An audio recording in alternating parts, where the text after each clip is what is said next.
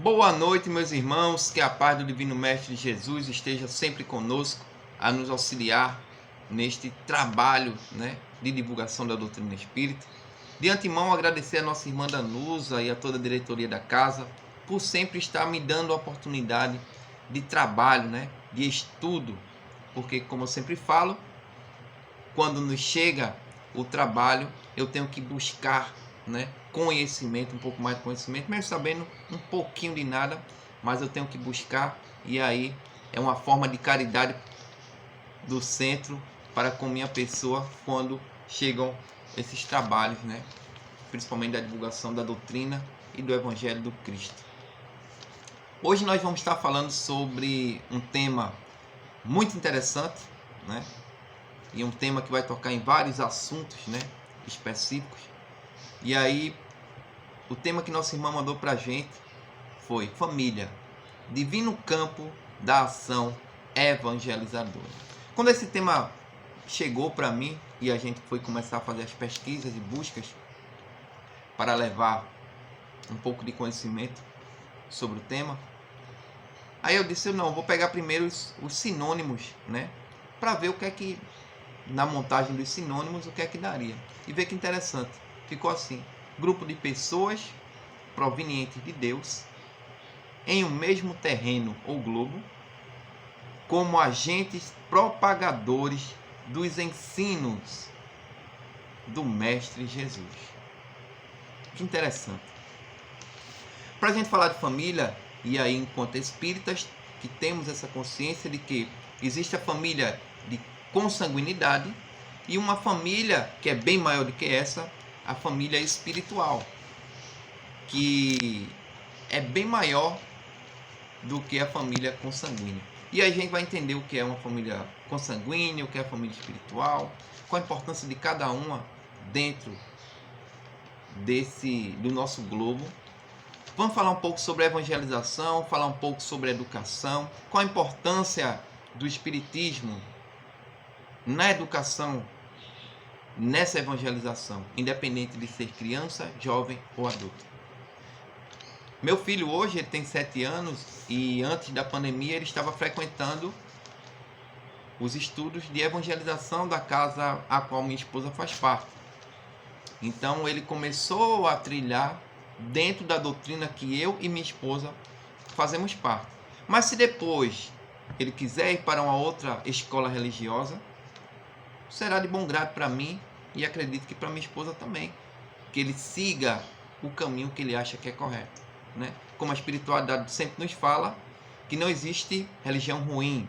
O problema da religião somos nós, Nós, falíveis, errantes, falhamos muito ainda. Então, a doutrina, e aí Chico ele fala o seguinte, que toda doutrina é boa quando ela forma mais homens de bem do que hipócritas. Então, hoje ele está indo comigo para a casa espírita, até por ele ser de menor, ele vai comigo, ele gosta muito, mas se ele tiver com 12, 13 anos e quiser seguir uma outra doutrina, uma outra escola religiosa, vai ser de bom grado para mim, porque o que vale é que nós estamos norteando a vida dele nos preceitos do Mestre Jesus. Então, para a gente começar a falar, vamos entender o que é evangelização. Evangelizar é transmitir o conhecimento, no nosso caso espírita, e da moral evangélica propagada pelo Mestre Jesus. Veja de que importância nós, enquanto tutores, eu não falo nem pai, porque tem pai, tem mãe, tem avô, tem avó, tem tio, tem tia, tem amigo que evangeliza pessoas. E aí eu sempre estou destacando aqui, independente de ser criança, jovem ou adulto. A evangelização é de fundamental importância para o conhecimento da doutrina e da religião que você está, mas acima de tudo, da moral evangélica do Cristo. O que é que o Cristo veio aqui trazer para todos nós, enquanto conhecimento? Para que possamos ser pessoas melhores hoje do que ontem. Então a evangelização, o evangelizar, é de fundamental importância.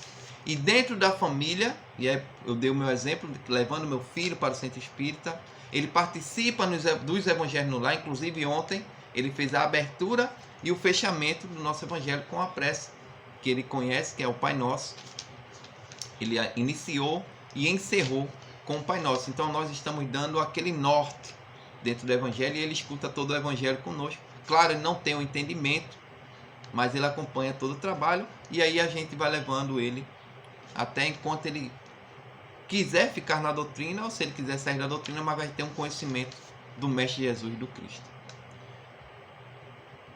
E aí tem um objetivo por trás dessa evangelização. Primeiro, quer promover a integração dele com os preceitos do Mestre Jesus, né? E aí dentro dessa evangelização ele vai saber o que é que eu estou fazendo aqui, o que é que eu posso fazer pelo meu irmão, pelo próximo, e colocando sobre tudo isso o conhecimento sobre um Deus único, um Deus soberanamente bom e justo. Então é de fundamental importância, eu estou falando tutor, mas para não dizer só de pai e mãe, porque todos nós temos uma grande responsabilidade de evangelizar, de trazer essa boa nova do Cristo para toda a criatura, como o próprio Mestre Jesus pediu: ide e pregai a toda a criatura. E aí eu trago aquele que está sendo evangelizado, aquele que está aprendendo. Quando ele olhar para si mesmo, o que é que ele vai aprender? O que é que vamos passar para essas criaturas, né? O aceitando-se, que hoje é uma grande dificuldade, e aí se fala muito hoje sobre o bullying, né? Que as pessoas, principalmente os mais jovens, se suicidam, não querem sair de casa. Você vê muitos jovens hoje com aqueles capuz, né? Um calor danado. Aqui em Palmarelo hoje deve estar fazendo quase 40 graus de sol, mas você passa pela rua e você vê aqueles alunos hoje com um capuz, né? E aí, muitas vezes os pais, os professores têm a fundamental importância de entender o que é que ele está passando, né? Claro que muitas vezes passa do que o pai pode fazer, mas aí você pode levar ele para um tratamento profissional, né? Psicólogo. Meu filho está indo para o psicólogo desde quando começou a pandemia e ele não estava podendo ir para a escola porque ele tem rinite e uma série de outros fatores que poderia, se ele pegasse a doença, piorar, né? E aí ele estava assistindo as aulas online. Mas aí eu vi que ele começou a ficar mais agitado, irritado. E aí a gente levou ele e a pediatra dele indicou que levássemos ele para psicólogo, porque lá ele conversaria e lá ele teve tratamentos que levavam crianças e tal. Então ele melhorou muito. E o nosso pensamento, principalmente a gente mais antigo, quando ia para o psicólogo é porque estava louco. Não. O psicólogo é um grande tratamento de auxílio, né, para os nossos problemas, podemos dizer assim, do meu eu, do meu autoconhecimento, né? E aí é aceitar-se, né? E aí você estando bem fisicamente e psicologicamente, você tem a consciência que é um ser integral, participativo. Você consegue coletivamente auxiliar uns aos outros, que é um agente também de transformação, e você é um ser que pode levar pessoas para o lado bom da coisa, seguindo aí o preceito, os conceitos do nosso Mestre Jesus, que nos ensinou muitas vezes pelo exemplo. Na grande maioria das vezes ele nos auxiliou com exemplos. Ele não só dizia, mas praticava, né? Porque a fé sem obra ela é morta. Então Jesus ele falava, mas praticava, né? E aí com o próximo, o que é que isso vai ajudar, né? Ele vai respeitar os limites dele e dos outros, vai respeitar os direitos dos seus semelhantes, os amando como irmão, pois todos nós somos filhos de um mesmo Deus. Vai ter a consideração pelo próximo, vai ter solidariedade e vai amar os nossos irmãos como a si mesmo.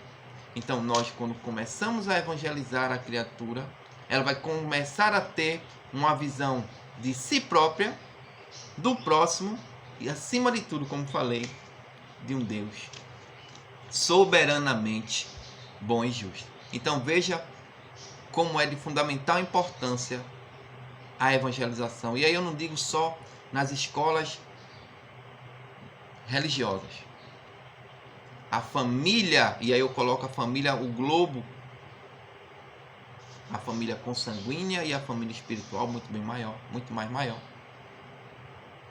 Da responsabilidade que nós temos para com todo aquele, com toda aquela criatura. E aí nós vimos a responsabilidade para consigo mesmo, a responsabilidade para com os outros, e agora com Deus.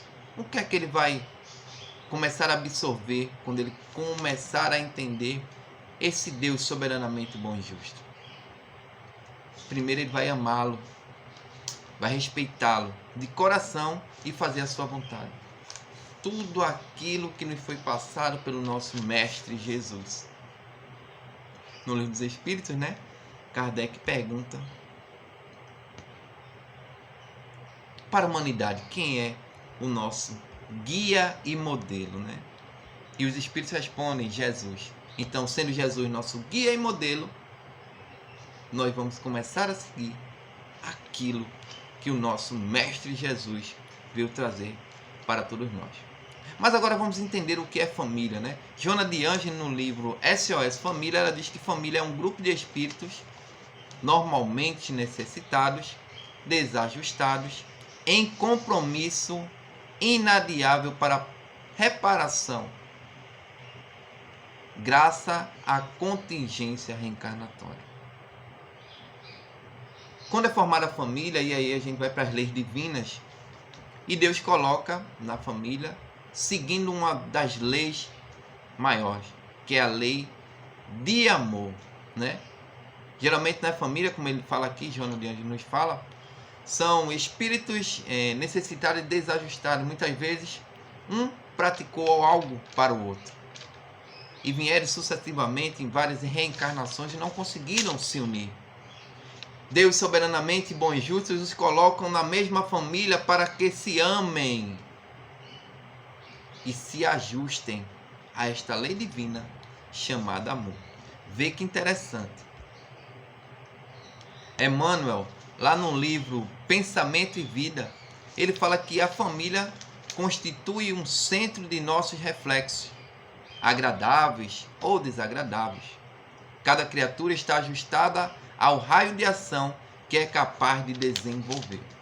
O interessante, agora falando da família física, né? Na família física nós recebemos nosso primeiro não, nosso primeiro sim, conhecemos o amor, né? O amor maternal, o amor entre irmãos, o fraternal. Temos as nossas primeiras desilusões. Começamos a ser preparados para enfrentarmos o mundo lá fora. Então a família tem uma fundamental importância na nossa primeira fase de vida. E aí eu estou falando já grandezinho, né? Porque enquanto bebê, veja que nós estamos totalmente necessitados de nossos pais, de nossas mães, dos nossos tios, dos nossos avós, né? De pessoas que sejam responsáveis pela criança. De dar o beber, de dar o de comer, de lavá-la, de vesti-la, né? Então veja como é de fundamental importância para todos nós, a família. E Emmanuel nos convida a aplicar o exemplo do samaritano generoso em nossa própria família, que constitui o nosso próximo mais próximo. Vê que interessante, né? E sempre eu toco nessa tecla, porque muitas vezes dentro de nossa família, pessoas estão sofrendo e nós não estamos observando. Vamos para o nosso centro espírita, auxiliamos pessoas que nem conhecemos, levando pão, levando a palavra amiga, cedendo o ouvido, mas dentro de nossos próprios lares, pessoas sofrem e nós não temos essa visão mais crítica, mais aguçada. Até porque conhecemos aquela criatura mais do que qualquer uma outra pessoa. Então, se é uma pessoa muito alegre, ela está meio tristonha, vamos chegar junto, vamos conversar, vamos auxiliar. Então, é de fundamental importância nós auxiliarmos esse próximo, bem mais próximo de nós. Tendo a consciência que o próximo são todos aqueles que estão habitando dentro do nosso orbe, inclusive os desencarnados, inclusive os animais, né? Porque são também nossos próximos, são filhos de Deus. E qual é a função da família, né? A família tem uma função primordial, que é a colaboração com Deus para aprendermos a nos amar como irmãos. Vê mesmo que coisa interessante. Vai estar na questão do Livro dos Espíritos 774. A família é primordial para começarmos a aprender a nos amarmos enquanto irmãos. E aí eu falo, não irmão só de consanguinidade, mas esse irmão que o primeiro mandamento nos pede para praticarmos, né? Que é amar ao próximo como a si mesmo, nos colocando como auxiliador daquela criatura que sofre. E aí vem a doutrina espírita, que nos apresenta a família como um instituto abençoado, em que as criaturas humanas se reencontram com um programa de provas e expiações, com vista lá no futuro. Vai estar isso aí lá no livro SOS Família, de Joana de Ângeles, e a psicografia do nosso irmão Divaldo Pereira Franco. Sempre eu falei sobre isso, sobre o livro Nosso Lar, porque lá ele fala sobre o projeto reencarnatório, né? E lá no projeto reencarnatório nós também temos a possibilidade de pedir a espiritualidade, de vir na família A, na família B, de forma A, de forma B, para podermos passar por nossas provas e expiações, auxiliando e sendo auxiliado, mas acima de tudo, cumprindo a lei de amor. Esta lei divina, vinda de um Deus soberanamente bom e justo, que não coloca fardo maior do que ninguém possa suportar. Ele coloca na exatidão, o tamanho certinho. Então muitas vezes reclamamos: que família é essa que eu estou colocado? Porque eu estou aqui? Porque eu sofro tanto? E antigamente eu dizia isso, né? Rapaz, eu trabalho tanto porque meu filho não pediu para vir ao mundo, então eu tenho essa responsabilidade. Hoje eu tenho a consciência de que ele pediu para vir e eu pedi para que ele viesse, porque eu posso auxiliá-lo de alguma forma e ele pode me auxiliar de alguma forma. Então estamos unidos como elos. E aí eu falo da família espiritual, dessa família maior a qual estamos colocados. Mas qual é a função educadora da família? Que função a família tem enquanto educadora, né? Emmanuel me fala lá no Consolador o seguinte: os estabelecimentos de ensino propriamente no mundo podem instruir, mas só o Instituto Família pode educar. É por essa razão que a universidade poderá fazer o cidadão, mas somente o lar pode edificar o homem. Vê que interessante. Quando eu escutei isso, e eu estava numa palestra sábado, e a gente falava sobre a palavra e o exemplo. A palavra, ela pode até convencer, meus irmãos, mas o exemplo, ele arrasta. Da mesma forma, a universidade vai formar lá cidadão, lhe mostrando o que pode ser feito, onde eu posso crescer, me formando tecnicamente. Mas somente o lar edifica o homem. E aí nos remete lá para o Evangelho segundo o Espiritismo, quando o nosso irmão Santo Agostinho nos apresenta a lição o homem de bem. Os caracteres do homem de bem. O homem de bem pratica toda lei de amor, justiça e caridade. na sua mais alta expressão. Lei de amor, lei de justiça e lei de caridade. E hoje estamos militando dentro de uma doutrina cujo slogan é fora da caridade não há salvação. Nos mostra que devemos auxiliar a todo aquele que podemos fazer alguma coisa por ele. Hoje eu posso auxiliar com 1 quilo de alimento, com dinheiro, mas também eu posso auxiliar com uma prece, com um ceder de ouvido, uma palavra amiga, um abraço fraterno. Então, nós enquanto espíritas, enquanto cristãos, que estamos seguindo a senda que o nosso Mestre Jesus nos trouxe há mais de 2000 anos atrás, que nos falou, mas ao mesmo tempo exemplificou, nos deu uma grande responsabilidade. Primeiro, da propagação dessa boa nova trazida pelo Mestre Jesus. Segundo, da evangelização para toda aquela criatura, independente de consanguinidade, de parentes ou de pessoas que não conhecemos teoricamente, mas que faz parte de nossa família espiritual.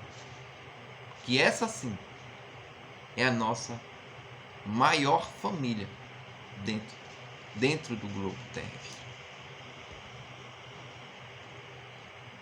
E qual seria a importância da mudança?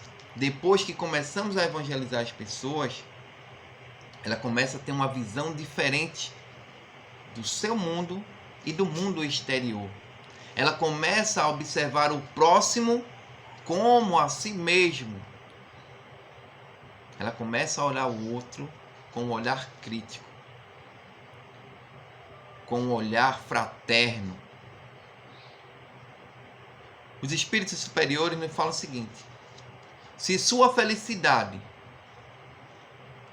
custar a infelicidade do próximo, que seja infeliz. Vê que coisa, meus irmãos.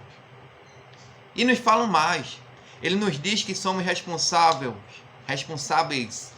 pelo mal que praticamos e pelo bem que deixamos de praticar. Vou falar novamente. Somos responsáveis pelo mal que praticamos e pelo bem que deixamos de praticar. Vê que responsabilidade todos nós temos.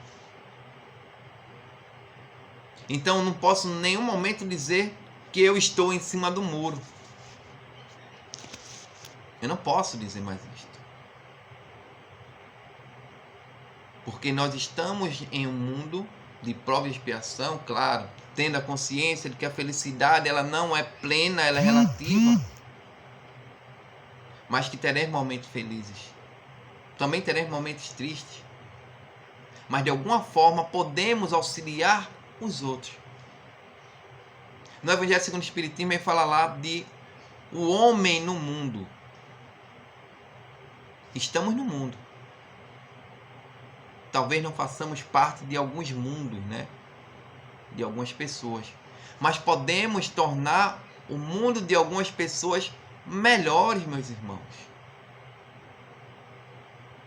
Falando, propagando a nossa doutrina espírita, falando, propagando este grande mestre chamado Jesus, evangelizando nossas crianças, nossos jovens, nossos adultos, por que não? Nas reuniões mediúnicas, cansei de escutar espíritos que nunca ouviram falar do Mestre Jesus. Chegava e perguntava: quem é este que tantos vocês falam, que cede a face para que o outro bata, que ama o inimigo? Quem é este? Me apresente, que eu nunca ouvi falar. E nós hoje temos a consciência de que podemos auxiliar a todos. Crianças, jovens, velhos, inclusive nossos irmãos desencarnados, quando fazemos o nosso evangelho no lar.